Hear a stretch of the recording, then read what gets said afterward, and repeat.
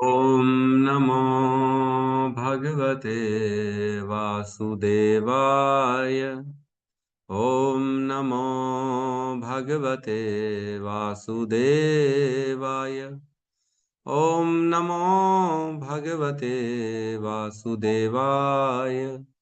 यः स्वानुभावम् अखिलं श्रुतिसारमेकम् आध्यात्मदीपम् अतितीर्षितां तमोऽन्धम् संसारिणां करुणयः पुराणगुह्यं तं व्याससूनम् उपयामि गुरुमुनीनां। नारायणं नमस्कृत्य नरं चैव नरोत्तमं देवीं सरस्वतीं व्यासं ततो जयमुदीरये। श्रवणतां स्वकथा कृष्ण पुण्यश्रवणकीर्तिनः हृदयन्तस्तो हि अभद्राणि विदुनोति सुहृत्सताम्। नष्टप्रायेषु अभद्रेषु नित्यं भागवत सेवया भगवती उत्तम श्लोके भक्तिर्भवति नैष्ठिकी।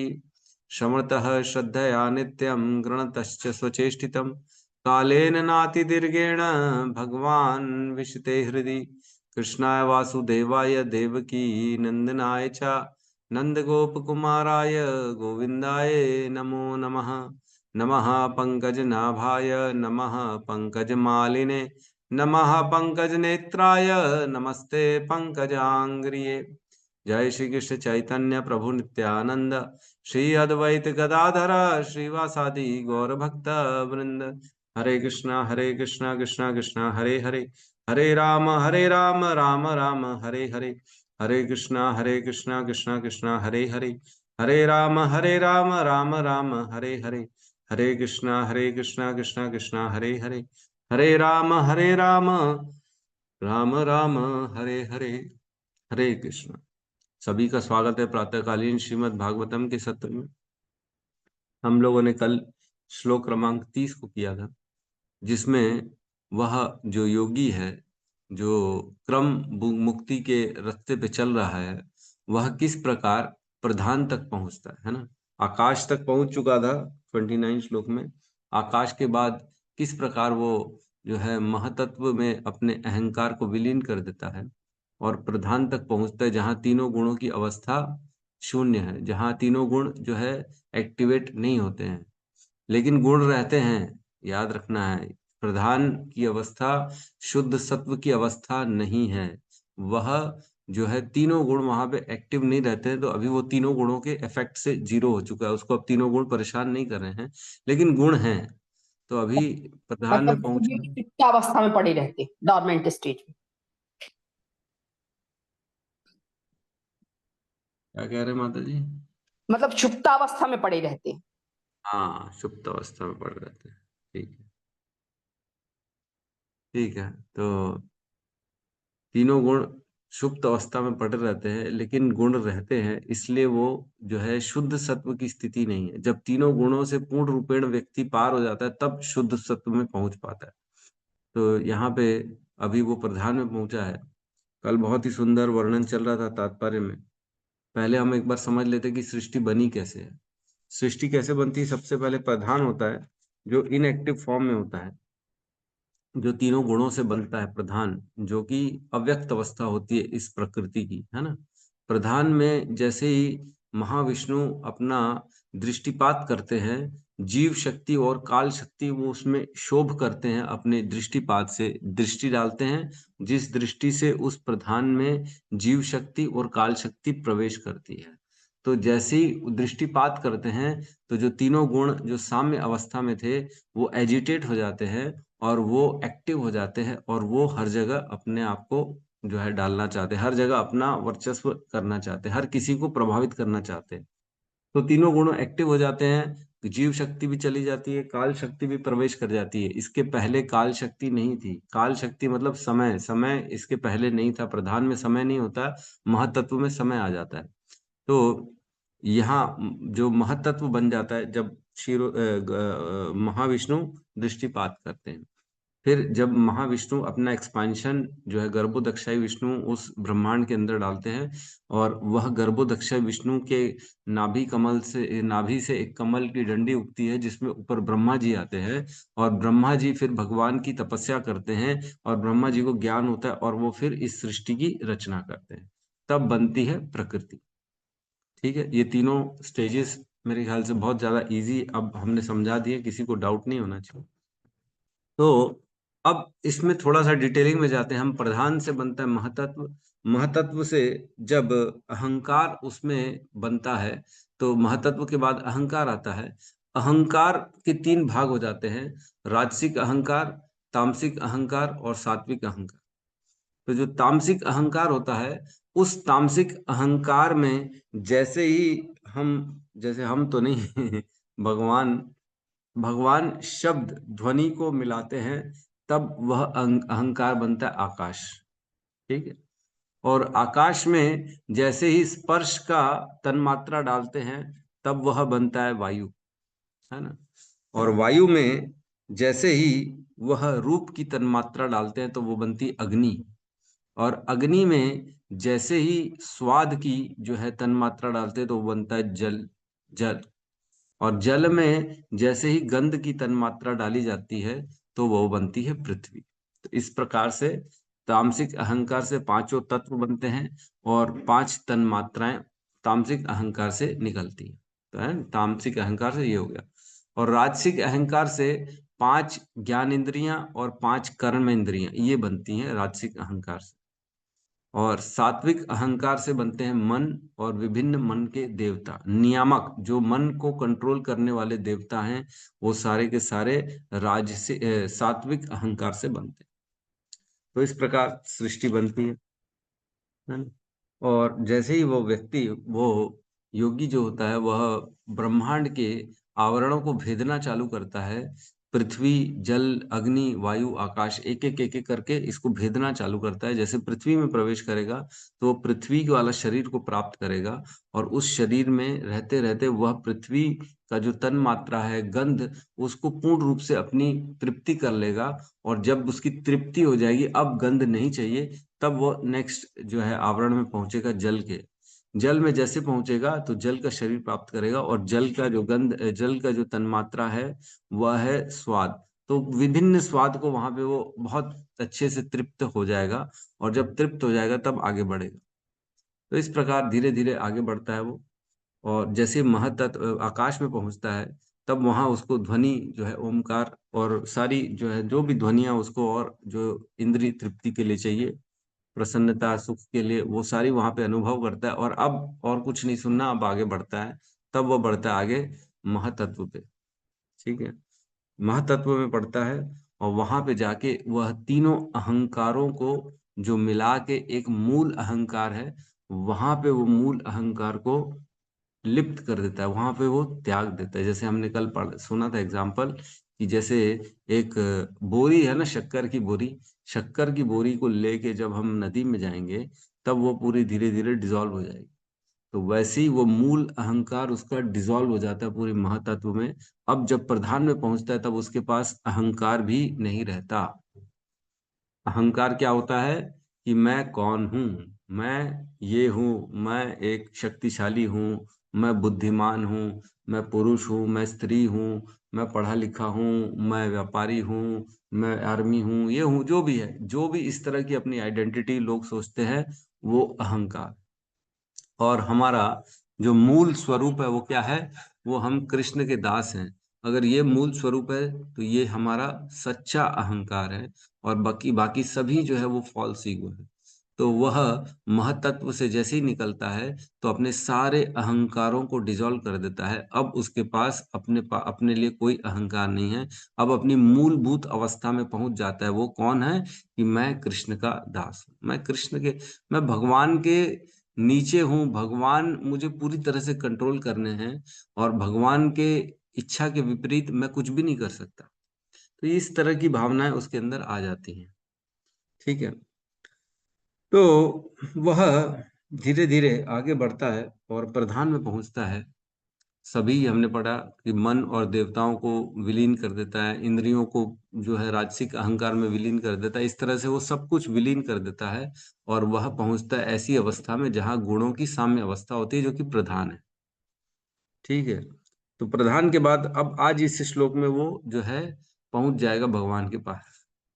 31 नंबर श्लोक में अब भगवत प्राप्ति कर लेगा वो।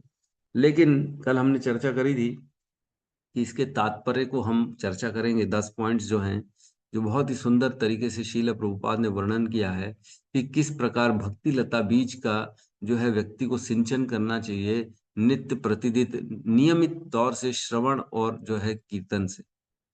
श्रवण और कीर्तन से वह लता को हमें रोज बढ़ाना है ना। ब्रह्मांड भ्रमिते कौन भाग्यवान जीव, गुरु कृष्ण कृपा पाए भक्ति लता बीज। ब्रह्मांड जो है पूरा 14 लोकों का, इसमें हम सब भटक रहे अनेक अनेक योनियों में, किसी भी कभी किसी प्लेनेट में, कभी किसी प्लेनेट में, कभी नीचे की योनियां हैं, कभी ऊपर की योनियां हैं, कभी देवता तक बन गए हैं, कभी नीचे गंदी चींटी बने हैं, सर्प बने हैं, बिच्छू बने हैं, और नीचे के लोकों में असुर बने हैं। इस तरह से हम अनेक अनेक योनियों में क्रॉस करते करते करते करते आज भगवान की कृपा से गुरु कृष्ण कृपा पाए भक्ति लता बीज, इस समय हमारे हृदय में भक्ति का बीज एक अंकुरित हो चुका है। और अब हृदय में भगवान के प्रति समर्पण आ रहा है, भगवान का ज्ञान आ रहा है कि किस प्रकार व्यक्ति इस जन्म मृत्यु के जंजाल में फंसा हुआ है, और इस जन्म मृत्यु के जंजाल से निकलना कैसे, भक्ति के माध्यम। तो भक्ति कौन देता है? भक्ति केवल और केवल भक्त दे सकता है, और कोई नहीं दे सकता। दुकानों में भक्ति नहीं मिलती, ना ही कोई ऑनलाइन ऑर्डर हो सकता है, ना ही किसी से डिमांड करी जा सकती है, अरे तेरे को देना पड़ेगा, गर्दन पकड़ूं क्या तेरी, कॉलर दे, चक्कू दिखा दे, भक्ति दे रहा है कि नहीं दे रहा है। ये से भक्ति नहीं मिलने वाली। भक्ति कैसे मिलेगी? केवल और केवल जब वैष्णवों की सेवा होती है, वो प्रसन्न होते हैं, तब भक्ति उनके हृदय से निकल के हमारे हृदय में आती है ना। भक्ति ऐसे ही मिलती है, और कोई भी रास्ता नहीं है। तो भक्ति अगर एक बार भी कहीं अपराध हो गया तो भक्ति छूट जाएगी, है ना। भक्ति छूट जाएगी और ऐसा लगेगा हृदय में कि अरे क्या मिला है मेरे को भक्ति करके, इतना नाम जप कर रहा हूं, मैं पागल हो गया हूँ, क्या मिल रहा है, इससे अच्छा तो हम भोग ले, इससे अच्छा तो वो काम कर ले। इस तरह के विचार आना चालू हो जाएंगे अगर धीरे धीरे अपराध हो गया और भक्ति छूट जाएगी। अपराध, अपराध मीन्स अप मीन्स दूर, और राध मीन्स राधा रानी से दूर। मतलब अपराध हो गया तो क्या हो जाएगा? राधा रानी से हम दूर हो जाएंगे। राधा रानी पात्रता देती है, कृष्ण का प्रेम प्रेम प्रदान कराती है राधा रानी, है ना। हमारे षट गोस्वामी वो राधा रानी के मंजरियां हैं, 8 मंजरियां, जो उनकी सेवा में लगी रहती हैं, हम उन्हीं को फॉलो करते हैं। बेसिकली देखा जाए तो हम राधा रानी के फॉलोअर्स हैं बेसिकली। लेकिन क्योंकि राधा रानी को कृष्ण बड़े अच्छे लगते हैं, इसलिए हमें भी अच्छे लगते हैं, है ना। वो कृष्ण की प्रसन्नता के लिए सारे कार्य करती है, इसलिए हमें भी कृष्ण की प्रसन्नता के लिए कार्य करने, क्यों? क्योंकि हम राधा रानी के फॉलोअर्स, है ना। तो हमारे जो षट गोस्वामी हैं वो राधा रानी के नित्य सेवक हैं। अष्ट मंजरियां जो हैं वो राधा रानी की मंजरियां हैं, है ना। तो यहाँ पे भक्ति लता बीज के बारे में वर्णन है 30वें नंबर श्लोक के तात्पर्य में। इसमें पहले बताया कि 3 अवस्थाएं होती हैं। नाम अपराध होता है पहले पहले, फिर होता है नाम आभास, फिर होता है शुद्ध नाम। जो हम नाम जप करते हैं वो 3 अवस्थाओं में करते हैं। नाम अपराध, पहला पहला है नाम अपराध। नाम तो ले रहे हैं, लेकिन 10 प्रकार के अपराध उसमें संभव हैं। कौन कौन से हैं? पहला है भगवान नाम के प्रचार में संपूर्ण जीवन समर्पित करने वाले महाभागवत की निंदा करना। दूसरा, शिव ब्रह्मा आदि देवों के नाम को भगवान के समान अथवा उनसे स्वतंत्र समझना। तो यहाँ पे बहुत जनरली लोग अटक जाते हैं कि शिव ब्रह्मा और अन्य अन्य देवताओं को भगवान के समान समझना। उनको लगता है कृष्ण और शिव समान हैं, उनको लगता है कृष्ण और दुर्गा समान हैं, या कई बार तो वो ऐसा सोचते हैं कृष्ण से ऊपर है दुर्गा जी और शिव जी। ये क्या है, बहुत बड़ा अपराध है। और अगर इस प्रकार का विचार करेंगे तो नाम जो हम जप कर रहे हैं वो अपराध रहित, आप अपराध सहित नाम करेंगे, और अपराध के कारण क्या होगा, हम धीरे धीरे भक्ति से दूर हो जाएंगे, है ना। तो ब्रह्मा हो, शिव हो, या अन्य कोई भी देवता क्यों ना हो, वह कोई भगवान से अलग नहीं है, या उनकी सत्ता अलग नहीं चल रही है। सारी के सारी सरकार की किसकी है, कृष्ण की सरकार है, और ये सारे के सारे सरकार में अलग अलग जो है वो पदों पे बैठे हुए हैं। कृष्ण के समान, कृष्ण से, कृष्ण भगवान नाम के समान अथवा उनसे स्वतंत्र समझना, या तो ऐसा समझना, हाँ कृष्ण अपनी जगह अलग है, शिव जी अपनी जगह अलग है, दोनों अलग अलग है, दोनों भगवान है। आप चाहे तो कृष्ण को मानो, चाहे शिव जी को मानो, अगर ऐसा भी सोच लिया तो भी अपराध हो जाए, है ना। तो अपराध से इससे बचना है। तीसरा, गुरु की अवज्ञा करना अथवा उन्हें साधारण मनुष्य समझ। गुरु जो भी हमें इंस्ट्रक्शंस दे रहे हैं वह केवल और केवल कृष्ण से जो है, कृष्ण से भक्ति में हम आगे बढ़े, कृष्ण की भक्ति में, इसीलिए वो देते हैं। कई बार हमें समझ में नहीं आता, हमें लगता है अरे यार ये क्या बोल रहा है, ऐसा थोड़ी होता है, लेकिन हमें उसको फॉलो कर लेना चाहिए। क्यों? क्योंकि गुरु ने कहा है। गुरु को साधारण नहीं समझना चाहिए, क्योंकि गुरु को किसने भेजा है, कृष्ण ने भेजा है। कृष्ण ऐसी व्यवस्था करते हैं, जो भक्ति में जो चाहता है कृष्ण की प्राप्ति करना, उसके जीवन में गुरु को भेजने का काम कौन करते हैं, कृष्ण करते हैं। वो प्रतिनिधि है बेसिकली। और चौथा है वैदिक शास्त्रों अथवा प्रमाणों का खंडन करना। शास्त्र को नहीं मानना, शास्त्र को रिजेक्ट कर देना, अपने जीवन को अपने हिसाब से चलाना, शास्त्रों के हिसाब से नहीं चलना, विकर्म करना, जो कि मना है। भगवत गीता में मना क्या, कर्मणो ही अपनी बुद्धव्यम बुद्धव्यम च विकर्मणा, अकर्मण से बुद्धव्यम गहना कर्मणो गति। बहुत गहरी है कर्मों की गति, इसलिए जानो कर्म क्या है, अकर्म क्या है, विकर्म क्या है, और उसके हिसाब से अपने कर्म करो, है ना। यह शास्त्र विधि उत्सृज्य वर्तते काम कारात न स सिद्धिम आपनोति न सुखाम न पराम गतिम। यह शास्त्रों को पता करो क्या लिखा है, और शास्त्रों को फॉलो करो। अगर शास्त्र को फॉलो नहीं करोगे तो कोई सिद्धि नहीं मिलेगी, न सुख मिलेगा, न परम गति मिलेगी, है ना। तो शास्त्र को कभी भी रिजेक्ट नहीं करना चाहिए हमको, लेकिन गहन गहन अपनी खुद से चिंतन न करते हुए गुरु या किसी सीनियर के अंतर्गत रहते हुए शास्त्रों को पढ़ना चाहिए। और हरे कृष्ण महामंत्र के जप की महिमा को काल्पनिक समझना। यहाँ तो बहुत लोग अटक जाते हैं, है ना। क्या है, एक चैतन्य चरितामृत में कहता है, कहते हैं, एक कृष्ण नाम है कोटि अश्वमेघ यज्ञ सम, जे जेई कहे ते पाषंडी दंडे तारे हम। जो ऐसा कह रहा है कि कृष्ण का नाम, एक नाम जो है कोटि करोड़ों जो है अश्वमेघ यज्ञ के समान फल प्रदान करता है। कोई अगर ऐसा बोलता है तो क्या कह रहे हैं, ते ही तो पाषंडी, वो पाषंडी है, दंडे तारे हम, उसको यमराज जी दंड दे देते। क्यों दंड दे रहे, अरे तू इतना महान कृष्ण का नाम है और तू उसको 1 करोड़ यज्ञ के समान फल देने वाला कह रहा है, तू तो पट पिटेगा, अब तेरे को छोड़ेंगे नहीं यमराज जी। तो बेसिकली कृष्ण का नाम की महिमा कही नहीं जा सकती, इतनी महिमा, है ना। तो इस प्रकार से हमें कृष्ण के नाम पे समर्पित होना है। जब जब चैंटिंग करें तो ऐसा इतनी रिस्पेक्टफुली भगवान का नाम लें कि भगवान का नाम, ब्रह्मांड नायक का नाम ले रहे हैं हम, पूरे जिसने ब्रह्मांड को बनाया है और उन्होंने अपनी सारी शक्तियां अपने नाम में डाल दी है, तो उनका नाम और उनमें कोई भेद नहीं है। ठीक है, आगे कह रहे हैं, पवित्र भगवान नाम में अर्थवाद का आरोप करना है ना। अर्थवाद क्या होता है कि बेसिकली मतलब बढ़ा चढ़ा के बताया गया है ना, आरोप करना कि नहीं नहीं भगवान का जो नाम है वह, जैसे कभी कभी कहा जाता है कि कोई कार्य करेंगे तो वो आज हमेशा हमेशा के लिए स्वर्ग लोक में रहेंगे। तो एक्चुअल में स्वर्ग भी हमेशा नहीं रहता, तो हमेशा कैसे रहेंगे, है कि नहीं। तो कई बार ऐसे कार्यों को बताया गया है शास्त्रों में, ताकि व्यक्ति को थोड़ा सा प्रेरणा मिले और ऐसे कार्य करे, शास्त्रों के अनुसार चले, लेकिन जबकि वो शाश्वत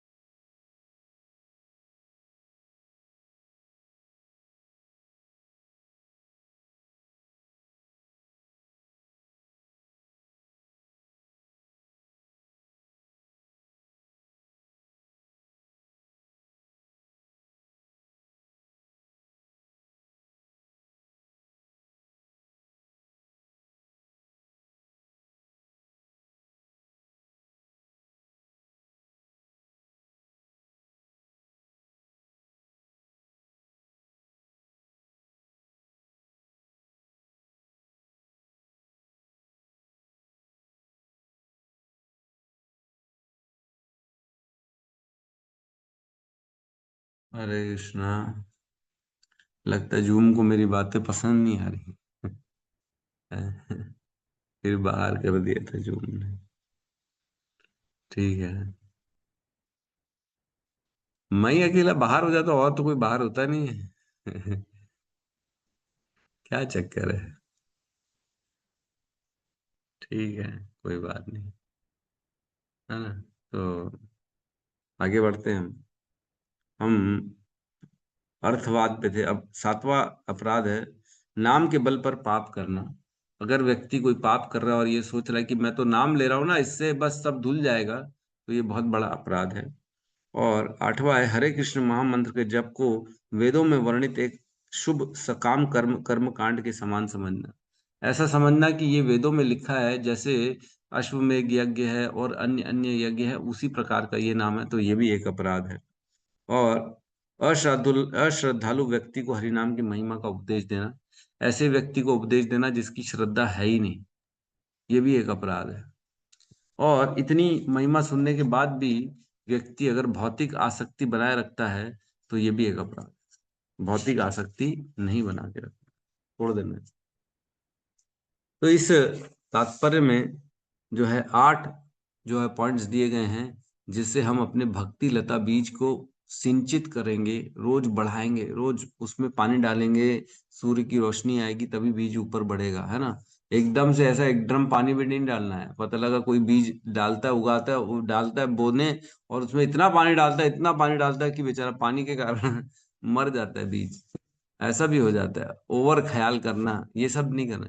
एक जो डिस्टेंस, एक जो लिमिट है वो उसको तय रखना, तो रोज थोड़ा थोड़ा थोड़ा थोड़ा जल देना, इससे वह बीज जो है बढ़ेगा। तो पहला है शुद्ध भक्त के चरणों पर किए गए अपराध की तुलना उस प्रमुख हाथी से की जाती है जो अत्यंत सुंदर। ये आप लोगों ने सबने पढ़ लिया था कि नहीं पढ़ लिया?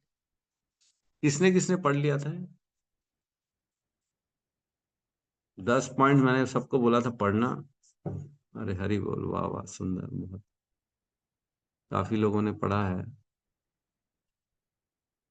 ना। बहुत 47 लोगों में से बहुत लोगों ने पढ़ लिया, 5 लोगों ने पढ़ लिया है। वाह वाह, 10% तो कम से कम पढ़ लिए, तो हम ये मानेंगे कि बहुत लोगों ने पढ़ लिया है।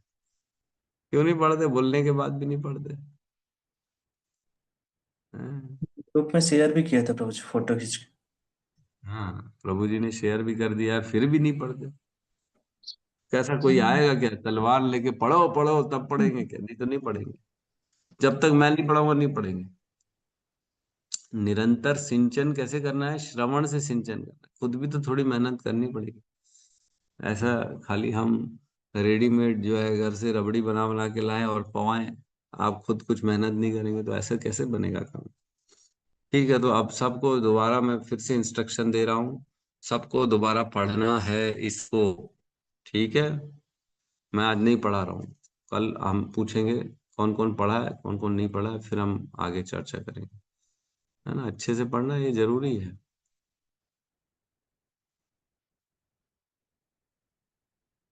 आज हम अगले श्लोक में प्रवेश कर रहे हैं, 31 नंबर श्लोक में।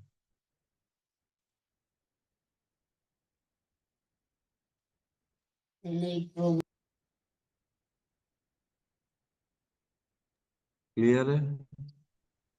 ओहो, ये क्या हो गया?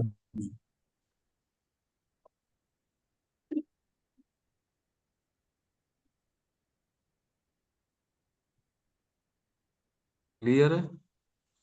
जी प्रभु जी।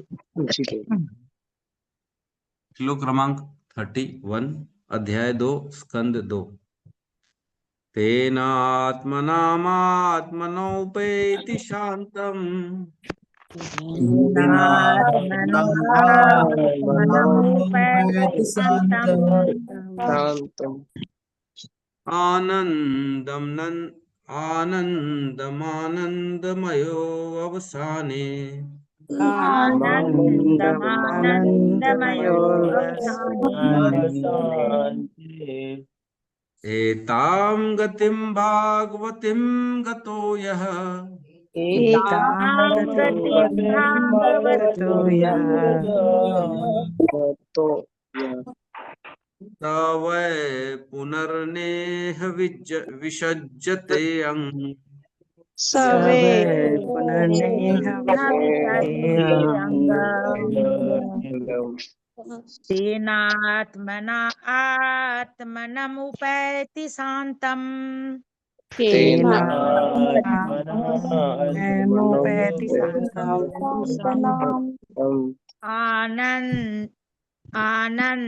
आनन्दमयो अवसाने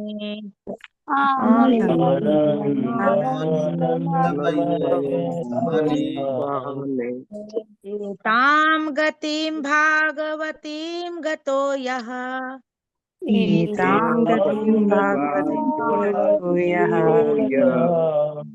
स वै पुनर्नेह विसर्जते अङ्ग। वै पुनर्नेह हरे कृष्ण। तेनात्मनात्ममुपैति शान्तम् तेनात्मनामुपैति शान्तम् आनन्दम् आनन्दमयो वसाने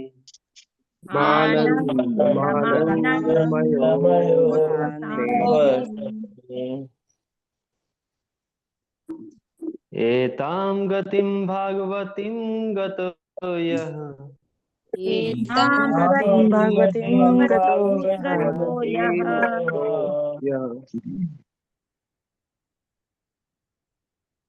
बोलिए ना। स वै पुनर्नेह विसर्जेतंग स वै पुनर्नेह विसर्जते अङ्ग।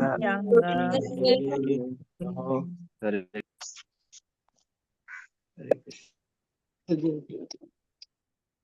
अनुवाद। केवल विशुद्ध आत्मा ही पूर्ण आनंद तथा तुष्टि के साथ अपनी वैधानिक अवस्था में श्री भगवान के साथ संगति करने की पूर्णता प्राप्त कर सकता है। जो कोई भी ऐसी भक्तिमयी पूर्णता को पुनः जागृत करने में समर्थ होता है, वह इस भौतिक जगत के प्रति फिर से आकृष्ट नहीं होता और इसमें लौटकर कभी नहीं आता। ओम ज्ञानतिमिरन्धस्य ज्ञानाञ्जनशलाकया चक्षुरुन्मीलितं येन तस्मै श्रीगुरुवे नमः। श्रीचैतन्यमनोभीष्टं स्थापितं येन भूतले स्वयं रूपः कदा मह्यं ददाति स्वपदान्तिकं। वन्देऽहं श्रीगुरु श्रीयुतपदकमलं श्रीगुरून् वैष्णवांश्च श्रीरूपं सागरजातं सहगण रघुनाथान्वितं तं सजीवं साद्वैतं सावधूतं परिजनसहितं कृष्ण चैतन्य देवं श्री राधा कृष्ण पादान् सहगण ललिता श्री विशाखान्वितांश्च। हे कृष्ण करुणा सिंधु दीनबंधु जगतपते गोपेश गोपिका कांता राधा कांत नमस्तुते। तप्त कांचन गौरांगी राधे वृंदावनेश्वरी वृषभानुसुते देवी प्रणमामि हरिप्रिये। वाञ्छाकल्पतरुभ्यश्च कृपा सिन्धुभ्य एव च पतितानां पावनेभ्यो वैष्णवेभ्यो नमो नमः। नमो विष्णुपादाय कृष्णपृष्ठाय भूतले श्रीमते भक्तिवेदांत स्वामीति नामिने। नमस्ते सारस्वते देवे गौरवाणी प्रचारिणे निर्विशेष शून्यवादी पाश्चात्य देश तारिणे। जय श्री कृष्ण चैतन्य प्रभु नित्यानंद श्री अद्वैत गदाधर श्रीवासादि गौर भक्तवृंद। हरे कृष्णा कृष्णा कृष्णा हरे हरे हरे राम राम राम हरे कृष्णा। यहाँ पे कह रहा है तेन आत्मनाम उपैति शांतम। तेन आत्मानम उपैति शांतम। तेन मीन्स कौन? वह जो योगी है, जो अभी प्रधान की अवस्था तक पहुंच चुका है, जिसने अपने सभी इच्छाओं को त्याग दिया है, अब उसके पास कोई अभिलाषा नहीं है, उसने अपने अहंकार को भी त्याग दिया है, अब पूर्ण रूप से वह शुद्ध हो चुका है ना। वह तेन आत्मना, वह उस प्रधान रूप तक पहुंच चुका है जो उस योगी की आत्मना मीन्स जो है परमात्मा को वह प्राप्त करता है। आत्मा द्वारा आत्मानम भगवान परमात्मा को उपैति प्राप्त करता है।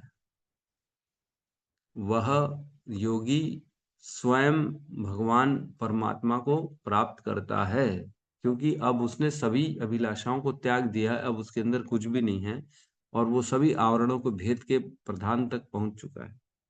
और वह कैसे है? परमात्मा शांतम, वो पूर्ण रूप से भगवान कौन है? शांत है। और क्या करें? आनंदमय, आनंदम, आनंदम है। भगवान के गुण बता रहे हैं, शांतम आनंदम, ये दोनों परमात्मा के गुण बताए गए हैं। ऐसे परमात्मा को प्राप्त करता है, तो जो परमात्मा को प्राप्त करता है उसके अंदर भी भगवान के गुण आ जाते हैं, है कि नहीं? तो जो प्राप्त करेगा योगी, वह भी शांत हो जाएगा और वो भी आनंद को प्राप्त करेगा। तो इसका अर्थ ये है। और क्या करें? आनंदमयो अवसाने, वह ऐसे भगवान आनंद और शांत भगवान को प्राप्त करके खुद भी आनंदमयो, उसका पूरा स्वरूप आनंदमय हो जाएगा और वह भौतिक जो चीजें हैं, भौतिक आसक्ति, भौतिक कल्मश, इन सब से वो रहित होकर परमात्मा को प्राप्त करेगा। आनंदमयो अवसाने, अब शुद्ध रूप से सभी भौतिक कल्मशों से रहित होकर परमात्मा को प्राप्त कर रहा है। कौन? वही योगी। एताम गतिम भागवतिम गतो यह, इस भक्तिमय गति को प्राप्त करता है। यह एताम गतिम भगवतिम गतो यह, इस गति, जो यह गति मीन्स गंतव्य है, गंतव्य मीन्स टारगेट, गोल, जहां हमको जाना है, डेस्टिनेशन, वह यह भक्तिमय गति को प्राप्त करता है पूरा है।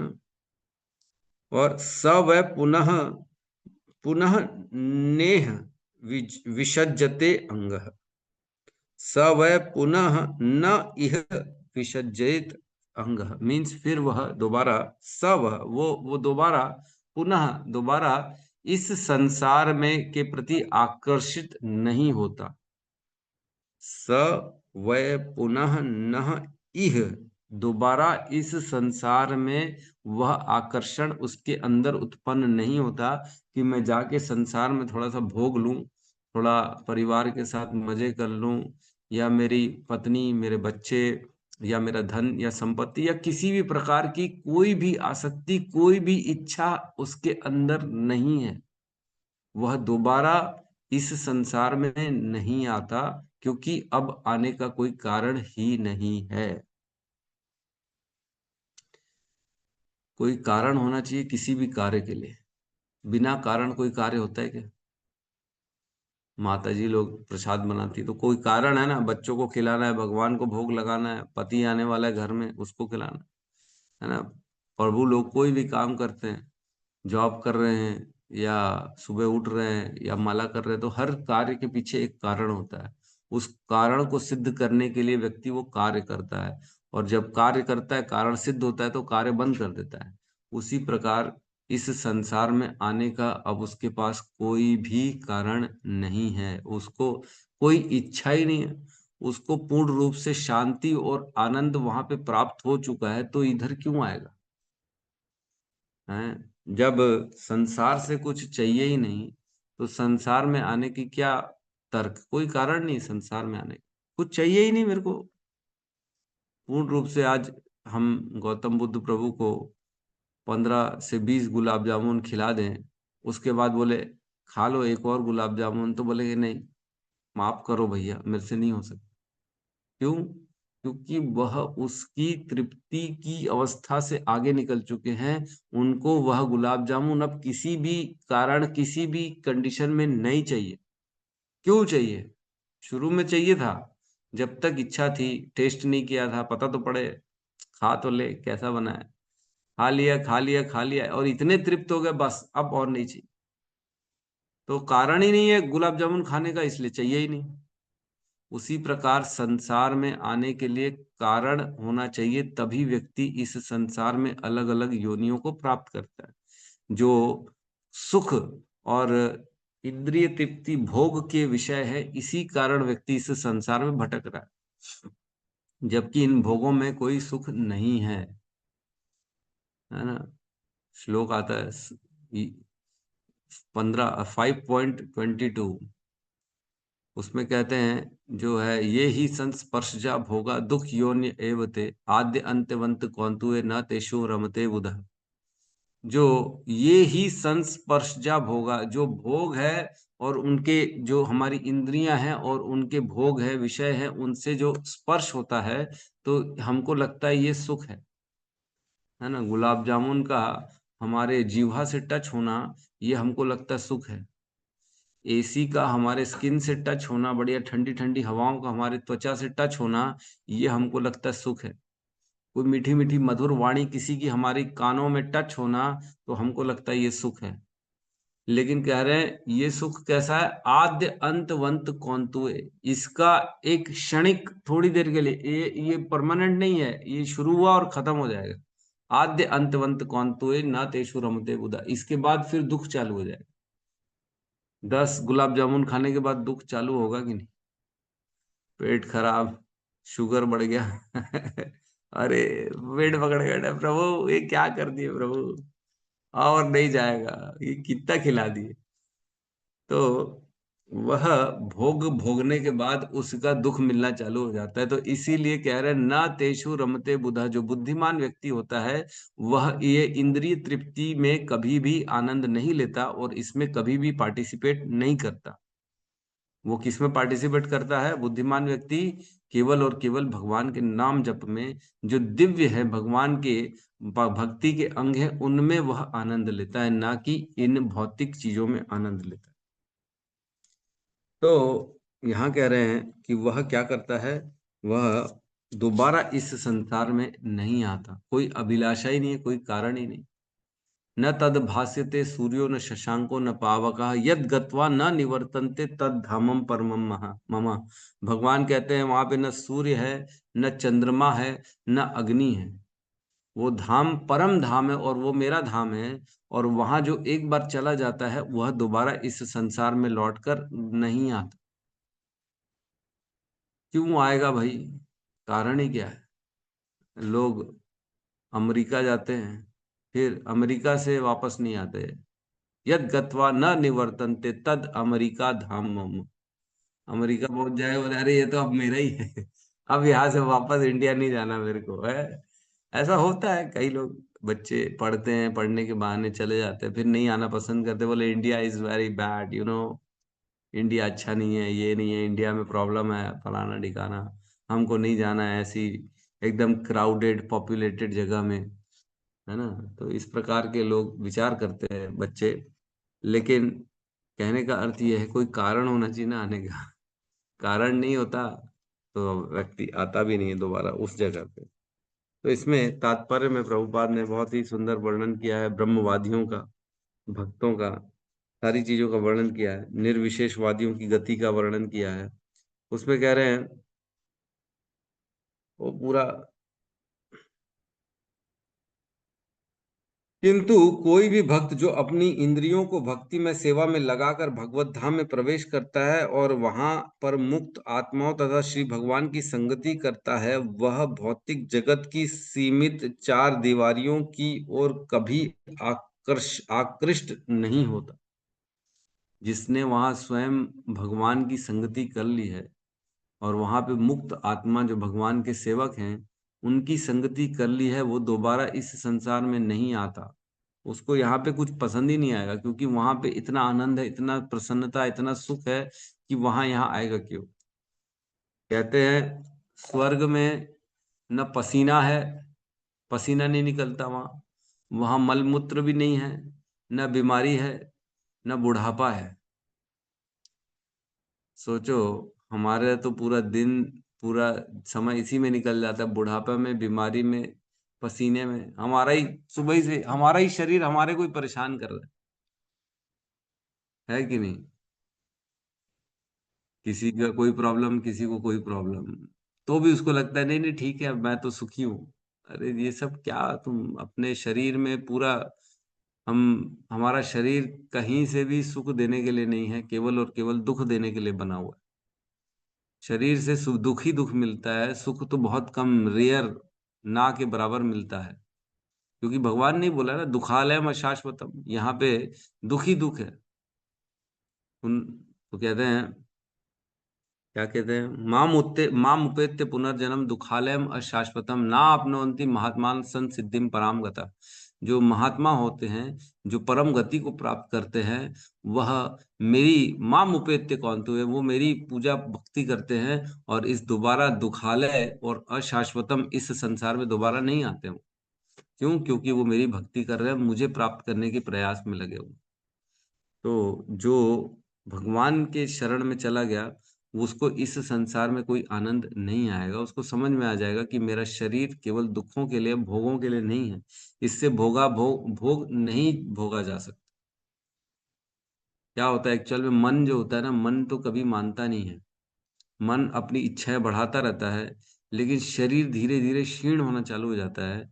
तो जैसे शरीर कैपेबल नहीं रहता भोगने के लिए, लेकिन मन को तो भोग चाहिए ही चाहिए, तब जाके एक डिसबैलेंस चालू हो जाता है हमारे जीवन में, और व्यक्ति फिर परेशान होना चालू होता है, क्योंकि भोग नहीं पा रहा ना, शरीर उसको साथ नहीं दे पा रहा। बोलते रहे जैसे बुढ़ापा बढ़ता है, शरीर कैपेबल नहीं होता भोगने का, और मन को तो चाहिए, तो फिर धीरे धीरे व्यक्ति बोलते हैं सठिया गया, ये सठिया गया, 60 के ऊपर चला गया, अब इसको इंद्रियां उसका साथ नहीं दे रही है। अब मन उसका चाहिए, लेकिन शरीर उसको दे नहीं पा रहा है। तो जब मिल नहीं रहा है शरीर से, तो खुद से परेशान हो गया है, उसको अपना ही शरीर परेशान कर। तो इसलिए व्यक्ति बेचारा परेशान हो जाता है। तो अपने आप को, हमारे को क्या करना है, हमारी इच्छाओं को ही कम करना है, क्योंकि जितना कम इच्छा रखेंगे उतना हम भोगों से दूर रहें। यदि हम अधिक स्पष्ट करना चाहें तो कह सकते हैं कि यदि कोई भगवत प्रेम के स्तर प्राप्त करना चाहता है, तो उसे भौतिक भोगों की समस्त इच्छाओं का परित्याग कर देना चाहिए। उसे किसी भी देवता की पूजा से दूर रहना चाहिए, और उसे केवल पूर्ण पुरुषोत्तम भगवान की पूजा में लीन रहना चाहिए। लास्ट पैराग्राफ में कह रहे हैं, यदि किसी को भगवत धाम जाना है, अपनी पूर्णता, जीवन को पूर्ण बनाना है, तो उसे समस्त अपनी इच्छाओं को त्यागना पड़ेगा। और इच्छा पूर्ति कौन करते हैं? देवता लोग इच्छा पूर्ति कराते हैं। तो देवताओं की पूजा से भी दूर रहना पड़ेगा उसको। देवताओं की पूजा करने की कोई आवश्यकता नहीं है। भगवान ने भगवत गीता के 7वें अध्याय में बताया है, कामस्ते अपृत ज्ञाना प्रपद्यन्ते अन्य देवता तम तम नियमम आस्थाये। भगवान कह रहे हैं कि व्यक्ति काम से प्रेरणा होता है, जिसकी इच्छाएं होती हैं, वह इच्छा पूर्ति के लिए अनेक अनेक देवताओं की शरण में जाता है, और उनसे अपनी इच्छा पूर्ति के लिए वर मांगता है, उनकी उपासना करता है, उनसे पूजा करता है, तब जाके उनकी इच्छा पूर्ति होती है। तो भगवान की शरण में जो जाएगा, वो धीरे धीरे भक्ति में आगे बढ़ेगा। उसकी इच्छा वही पूरी होगी जो भक्ति के अनुकूल हो, और जो भक्ति के प्रतिकूल हो वो इच्छा पूरी नहीं होती। भगवान उसकी इच्छा पूरी नहीं करते।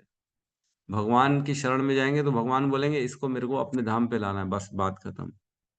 तो अनुकूल चीजें वह मिलती हैं। उसे श्री भगवान से तदाकार होने के मूर्खतापूर्ण विचार का परित्याग कर देना चाहिए, और संसार में प्रतिष्ठा पाने हेतु आश्चर्यजनक शक्तियों को प्राप्त करने की इच्छा त्याग देनी चाहिए। तो केवल मेरा बोलबाला हो, मैं बोलता रहूं, लोग सुनते रहें, मेरी वाहवाही करते रहें, मेरा नाम हो, मेरे को माला पहनाए, मेरे को बुलाया जाए, ये अभिलाषाएं अगर होंगी, तो यह क्या करें, मूर्खतापूर्ण विचार है। क्यों? क्योंकि उसे भगवान चाहिए कि ये सब चाहिए? भगवान चाहिए तो इन सब से दूर रहना पड़ेगा। मिल गया तो ठीक है, नहीं मिला तो ठीक है। इसमें अपने आप को घुसेड़ना नहीं। अपने आप में यही चाहिए, मेरे को पद प्रतिष्ठा चाहिए, केवल मेरा नाम हो, ये सब में अगर व्यक्ति रहेगा तो भगवान की प्राप्ति नहीं हो पाएगी, क्योंकि फंस जाएगा ना। खरपतवार, कल हमने पढ़ा ना, जैसे जैसे भक्ति में आगे बढ़ते हैं, तो भक्ति के कारण व्यक्ति को शक्तियां मिलती हैं, ब्रह्मचर्य के कारण शक्तियां मिलती हैं, उसका दिमाग तेज होता है, और उसको समझ में आने लगता है धीरे धीरे।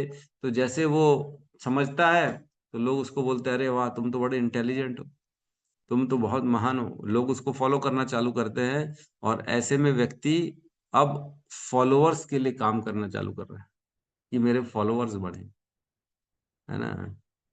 मेरे बड़े टाइम से इंस्टाग्राम में फॉलोवर ही नहीं बढ़ रहे मैं देख रहा था, गौतम बुद्ध प्रभु को भी बोला, मैंने कहा प्रभु क्या बात है, फॉलोवर ही नहीं बढ़ रहे, 500-600 से ऊपर जा ही नहीं रहे। ठीक है, क्या करना, कोई फर्क, मेरे को बहुत ज्यादा फर्क पड़ता नहीं है। लेकिन प्रचार के माध्यम से, प्रचार के लिए हम देख रहे हैं कि प्रचार बड़े लोगों तक वाणी पहुंचे, जो ये ज्ञान है, शास्त्र का ज्ञान है, वो पहुंचे उस दिशा से। कोई आसक्ति नहीं है कि चाहिए ही चाहिए। कई लोगों को आसक्ति होती है, अरे मेरे फॉलोअर बढ़ाएं, मेरे को ये चाहिए, कई लोग पैसा दे देते हैं, भैया फॉलोअर बढ़े, हमको लोग पूछें। हैं, तो व्यक्ति को अपने आप को नीचे, सबसे नीचे रखना चाहिए। तृणादपि सुनिचेन तरोरपि सहिष्णुना, एकदम तृण से भी नीचे समझना चाहिए, तब व्यक्ति को भगवान की प्राप्ति होगी, अदरवाइज नहीं होगी।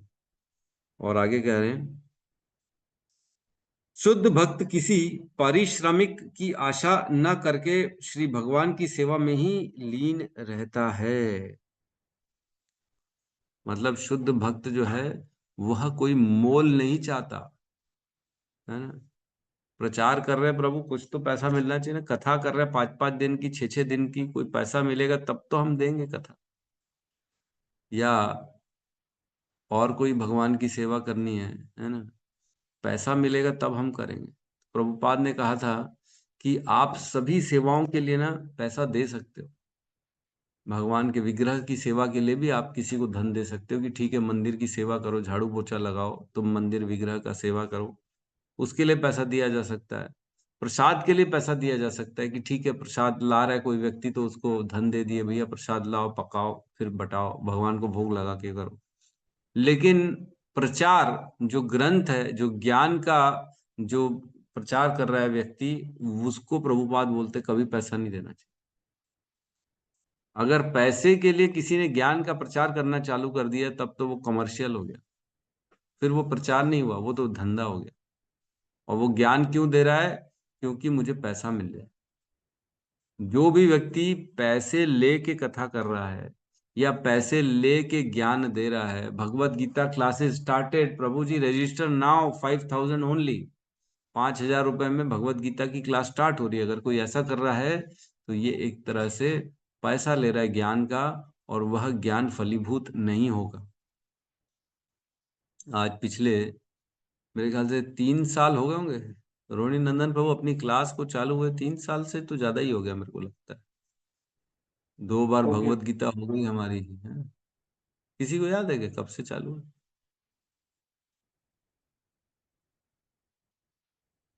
पुराने लोग हैं, आनंदायनी माता जी, आपको याद है कि कब से स्टार्ट है? देखना पड़ेगा प्रभु जी, तारीख लिखा हुआ है लेकिन हाँ 3 साल तो हो गया प्रभु जी।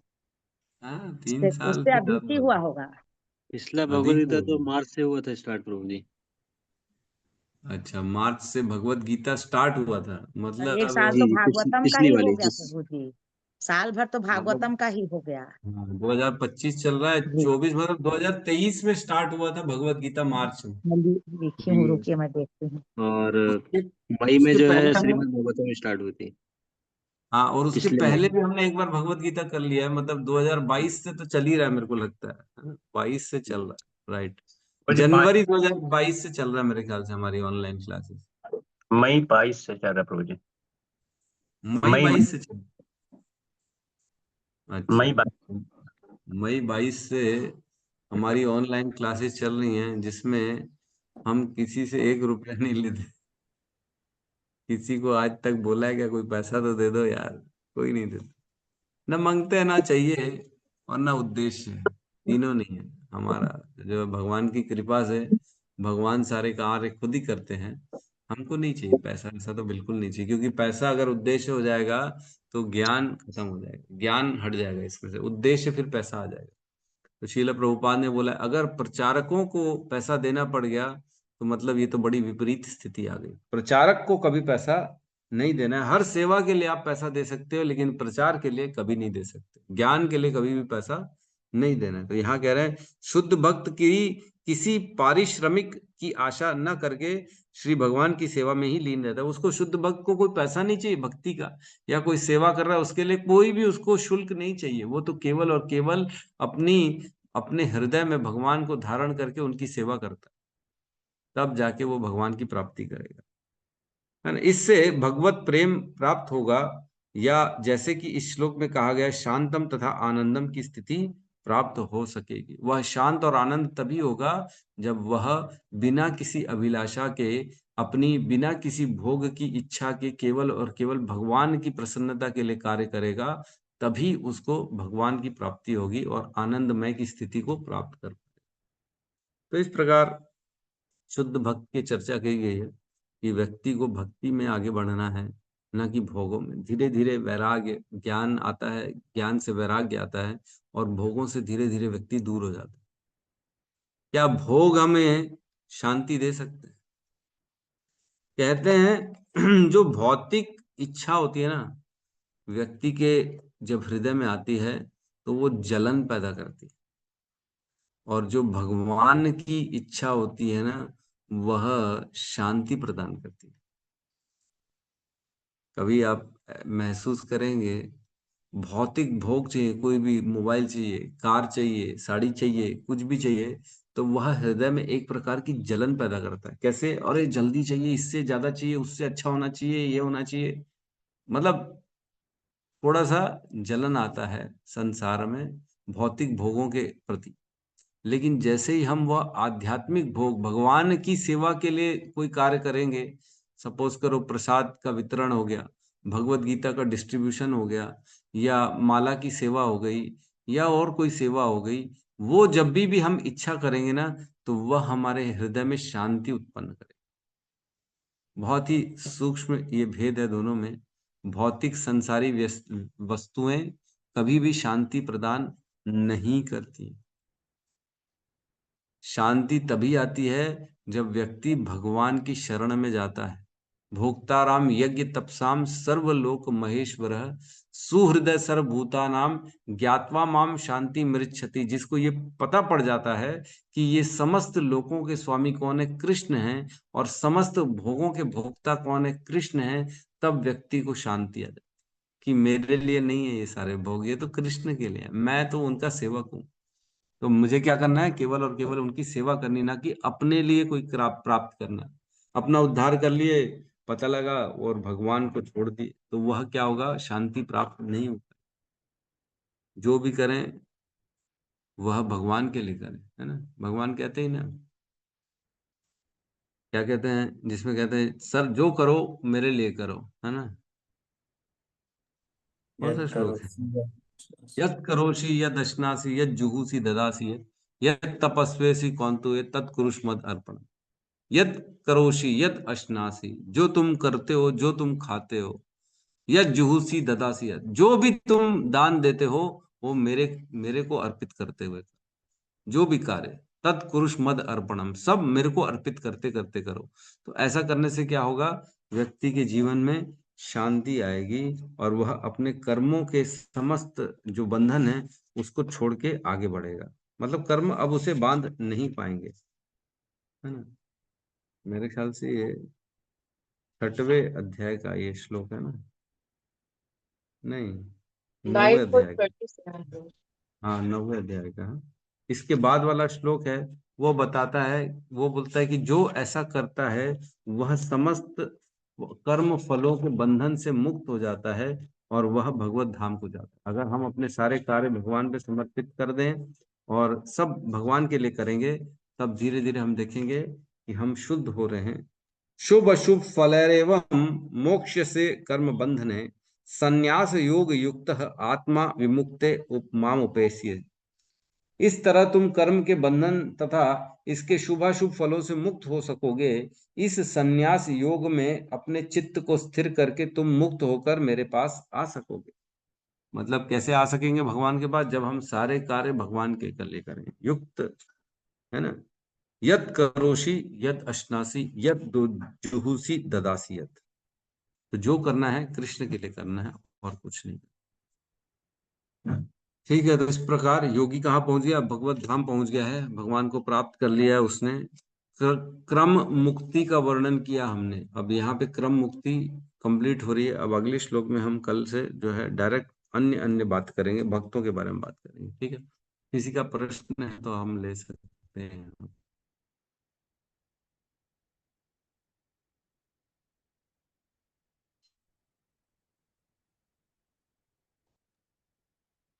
यस सत्यम प्रभु कहिए।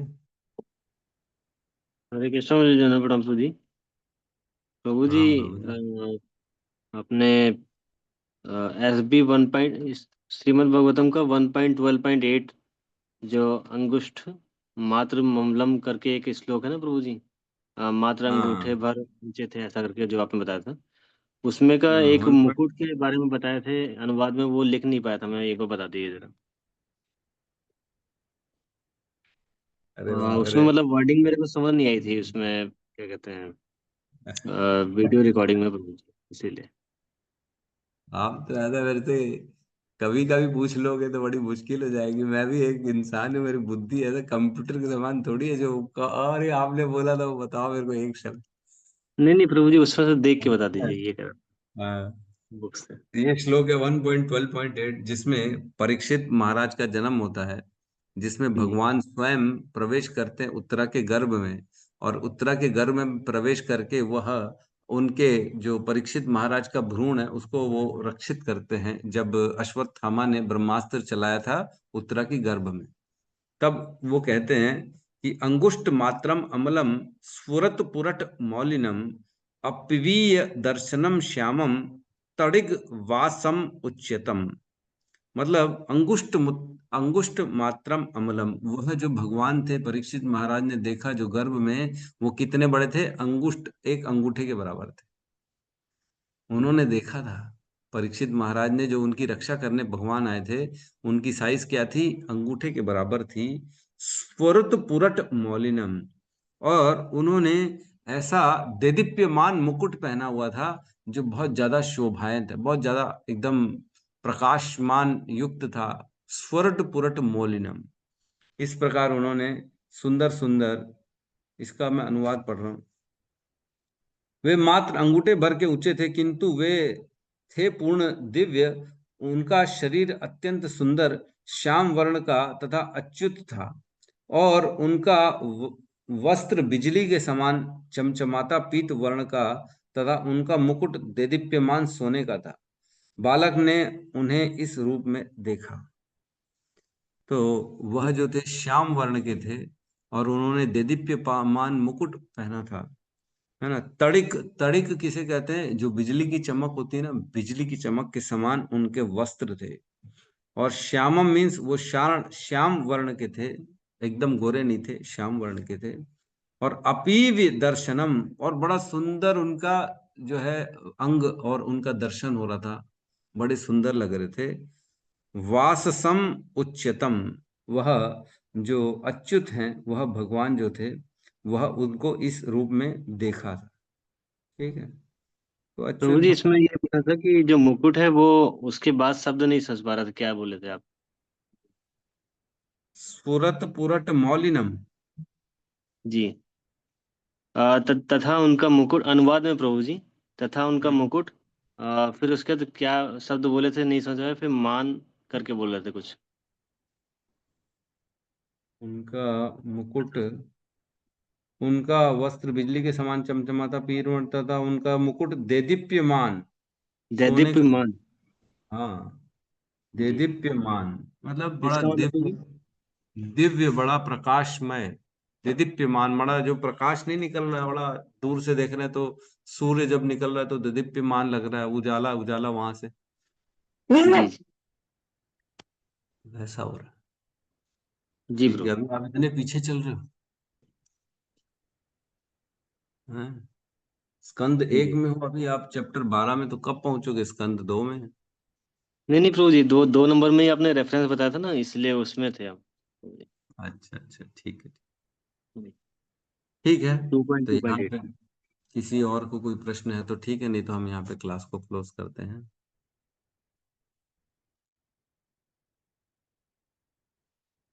ठीक है, तो सब मिलके हरे कृष्ण महामंत्र का उच्चारण करते हैं।